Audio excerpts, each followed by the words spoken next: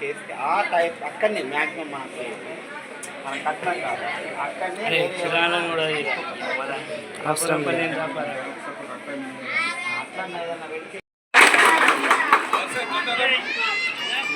ఈ సర్పంచ్ గారు దీని గురించి మాట్లాడుతుందిగా కోరుతున్నాను.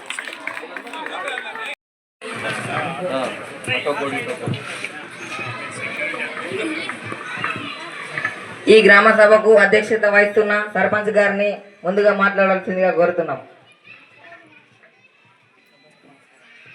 ముందుగా సభకు నమస్కారం.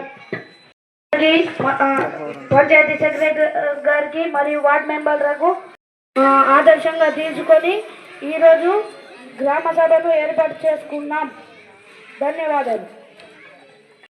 అయ్యా పంచాయతీ సెక్రటరీ గారు, మన గ్రామంలో అనేక వార్డులలో వీధి దీపాలు వెలగడం లేదు మరియు మురికి కాలువలు శుభ్రంగా లేవు.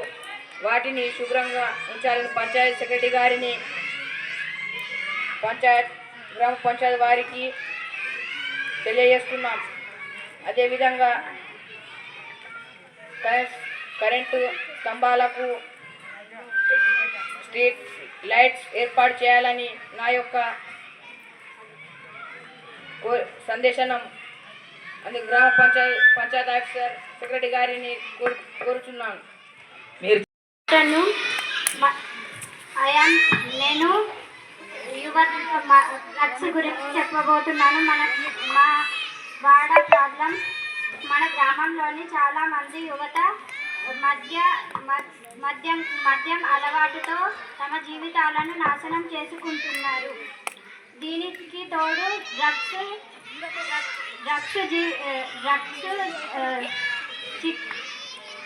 విచ్చలవిడిగా దొరుకుతున్నాయి. దీంతో యువత అనారోగ్యం బారిన బాధపడుతున్నారు. ఈ సమస్యని పరిష్కరించాలని సర్పంచ్ గారిని కోరుతున్నాను. యువతలందరూ డ్రగ్స్ బారిన పడుతున్నారు. ఎవరైనా డ్రగ్స్ మన గ్రామంలోనికి తీసుకొని వచ్చి అమ్మినట్లు కానీ మాకు దొరికితే వాళ్లకు పోలీస్ డిపార్ట్మెంట్కు చెప్పి అరెస్ట్ చేపిస్తాం. సర్పంచ్ గారు, ఇందిరమ్మ ఇల్లు ప్రభుత్వం నిర్వహించడానికి సిద్ధంగా ఉంది. ఇందిరమ్మ ఇళ్లను అర్హులు అయిన పేదలకు అందేలాగా ఈ సమావేశంలో ఎంపిక చేయవలసిందిగా కోరుతున్నాను. ఉంటే కూలిపోతుంది. అదే స్థలంలో నాకు ఇందిరమ్మ ఇంటిని ఇవ్వాలి. సరే, ఈ విషయం నా దృష్టికి తీసుకొచ్చావు కదా, నేను నీ అవసరం తీరుస్తాను. నీకు ఇల్లు వచ్చేటట్టు చేస్తాను. అలాగే బంధుమిత్రులు మరియు స్నేహభావం లేకుండా ఇందిరమ్మ ఇళ్లను పేదవారికి మరియు ఇల్లు లేని వారికి ఇస్తాం. ధన్యవాదాలు. మీరు అడిగినట్లు ఇందిరమ్మ ఇల్లు ఎవరికైతే లేవో వాళ్లకు ఇస్తాం తప్పకుండా.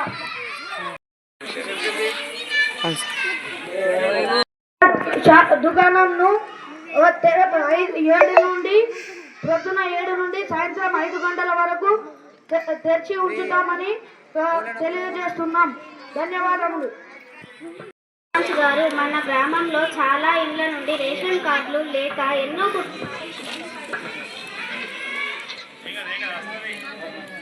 ఇబ్బంది పడుతున్నాయి. అర్హులందరికీ రేషన్ కార్డు ఇవ్వాల్సిందిగా కోరుతున్నాను. గ్రామంలో వలస కూలికి ఇక్కడికి వచ్చి సిద్ధపడిన వారందరికీ కొత్త రేషన్ కార్డులను ఇప్పించే బాధ్యత నాది. మా గ్రామంలో ప్రజలకు వివిధ కాలాల్లో వచ్చే వ్యాధుల పట్ల అవగాహన కల్పించాలి.